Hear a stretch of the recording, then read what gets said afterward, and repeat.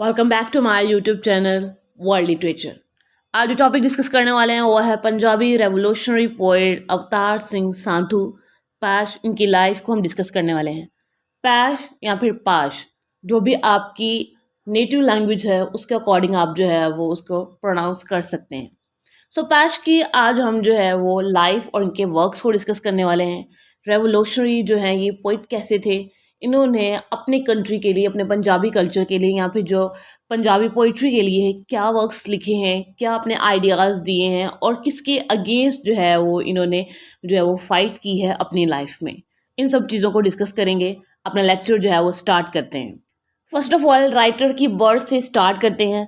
पैश की बर्थ होती है 9 सितंबर 1950 में। इनकी डेथ होती है 23 मार्च 1988 में। इनका पेन नेम था अवतार सिंह सांधू और इनको जो है वो 1970s के पंजाबी लिटरेचर में मेजर पोइट जो है वो कंसीडर किया जाता है। इनकी डेथ हुई थी 23 मार्च 1988 में। एक्सट्रीमिस्ट ने जो है ना वो इनका मर्डर किया था। एक्सट्रीमिस्ट उस टाइम पे गवर्नमेंट में वो थे जो कि सोशल इक्वालिटी के इश्यूज पर बात करने वालों के अगेंस्ट जो है वो उनके फाइट करते थे। इनकी जो है वो एक्सट्रीमिस्ट की और जो लेफ्ट विंग वाले हैं इनके आपस में उस टाइम पे बनती नहीं थी। और जो पैश हैं इनके मोस्टली लेफ्ट विंग व्यूज़ थे, सोशल इक्वालिटी की बात करते थे, सोशल जस्टिस की बात करते थे और यही जो व्यूज़ है वो इनकी पोइट्री में भी जो है वो हमें मिलते हैं। पैश की एक्चुअली में जो बर्थ है वो 1950 में एक स्मॉल विलेज तलवंदी सालिम में हुई थी, जो कि जलंधर डिस्ट्रिक्ट है पंजाब का, वहाँ पे है। और इनकी जो बर्थ है वो एक मिडिल क्लास फार्मर्स की फैमिली में हुई थी। इनके जो फादर हैं सोहान सिंह सांधू, वो मिलिट्री में थे, सोल्जर थे, इंडियन आर्मी में जो है वो काम करते थे और बाय हॉबी जो है वो पोइट्री जो है वो उसको कंपोज किया करते थे। पैश ने जो है वो उनकी अपब्रिंगिंग या फिर जो उनकी ग्रोथ है वो नेक्सलाइट जो मूवमेंट थी उसमें हुई थी। नेक्सलाइट मूवमेंट जिसके अंदर लाइट मूवमेंट जिसमें जो है वो मार्क्सिज्म की वैरायटी का एक ग्रुप था और जो इंडियन गवर्नमेंट थी इनकी आपस में उस टाइम पे राइवलरी चल रही थी। उस टाइम पे ये रेवोल्यूशनरी मूवमेंट आई थी पंजाब के अगेंस्ट, जिसमें लैंडलॉर्ड, इंडस्ट्रियलिस्ट, ट्रेडर्स जितने भी थे उन सब के अगेंस्ट जो है ना ये मूवमेंट स्टार्ट हुई थी। और क्योंकि ये जो सारे ग्रुप्स थे, इंडस्ट्रियलिस्ट हो गए, ये जो हैं वो उस टाइम पे मीन्स ऑफ प्रोडक्शन को जो है वो कंट्रोल कर रहे थे, इस वजह से देन जो है फर्दर इनका जो करियर है वो ग्रीन रेवोल्यूशन में भी जो है वो अपनी पीक पर गया। उस टाइम पे जो फेमाइन का जो इशू है उसको डिस्कस किया जाता था इंडिया में कि जो फूड की है वो कमी नहीं होनी चाहिए। शॉर्टेज जो फूड है ये एक मेजर इशू है किसी भी कंट्री में और इसके लिए जो है वो हाई जो क्रॉप्स की ना वो यील्ड जो है वो होनी चाहिए।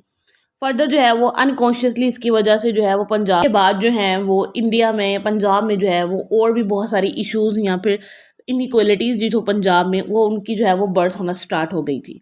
70s में पैश ने अपनी फर्स्ट बुक रेवोल्यूशनरी जो पोइम्स थी वो पब्लिश करवाई।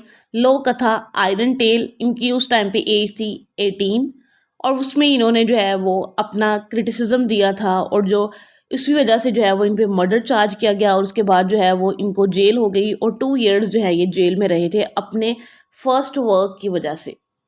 2 years जेल में स्पेंड करने के बाद जो है लेफ्ट विंग जो थे जो कि सोशल इक्वालिटी की बात करते थे, सोशल जस्टिस की बात करते थे, उनके इम्पोर्टेंट पॉलिटिकल फिगर बन गए और इनको जो है वो फेलोशिप भी अवार्ड की गई Punjabi academy of letters in 1985। जो है वहाँ मूव ऑन कर गए, उसके बाद यूनाइटेड स्टेट्स गए, उसके बाद जो है ये यूएस जाते हैं और anti-47 फ्रंट जो है वो उसमें इन्वॉल्व हो जाते हैं और जो सिख नेशनलिस्ट वायलेंस थी उसको जो है वो अपोज करते हैं।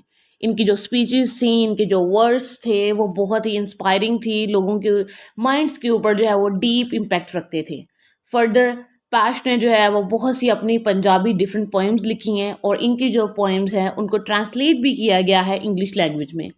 बट लेकिन इतनी अभी तक जो है वो इनके वर्क में एडवांसमेंट नहीं आई है क्योंकि पैश ने जितने भी पंजाबी पोइम्स लिखी हैं वो एक टिपिकल जो पंजाबी लैंग्वेज होती है ओरिजिनल उसमें लिखी गई हैं और उनको जो है वो बहुत कम पोइम्स होंगी जिनको जो है वो अभी तक इंग्लिश में ट्रांसलेट किया गया है।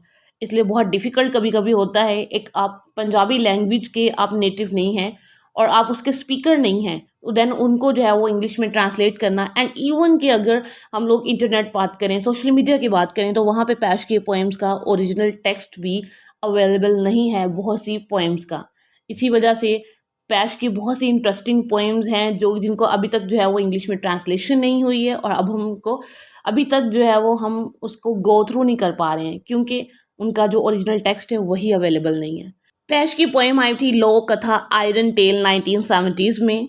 इनकी सेकंड जो पोएम थी द फ्लाइंग हॉक्स 1973 में आई थी।